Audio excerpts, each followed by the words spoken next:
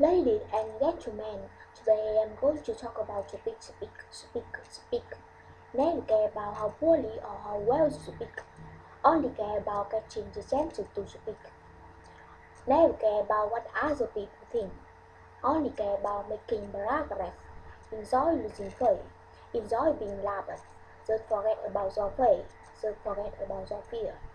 The more you speak, the better your English will become. The more mistakes you make, the more paragraphs you will make. You must enjoy making mistakes. You must enjoy speaking poor English. Speaking is the only thing that will lead you to good success. Don't give up. Just try your best. Every time you move your mouth, the memory will depend. The vocal will strengthen. Your confidence will awaken. You will make it. You will do it. I totally believe in you.